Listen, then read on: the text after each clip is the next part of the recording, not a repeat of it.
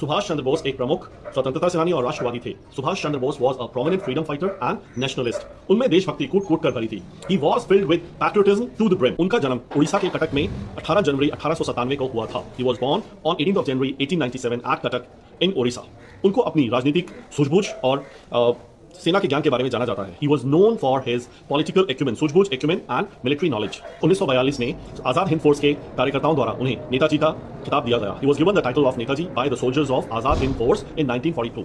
वे राष्ट्रीय कांग्रेस के एक आंतरिक हिस्सा थे और उन्होंने जवाहरलाल नेहरू के साथ मिलकर काम किया। He was an integral part of Indian national Congress and he work in coordination with Jawaharlal Nehru. उन्होंने बहुत फेमस नारा दिया, मुझे खून दो मैं तुम्हें आजादी दूंगा। He gave the very famous slogan, give me blood and I shell give you freedom.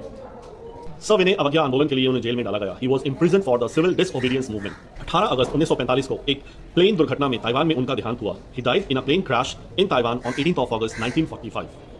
ये देश सुभाष चंद्र बोस का हमेशा ऋणी रहेगा। This country will always be indebted to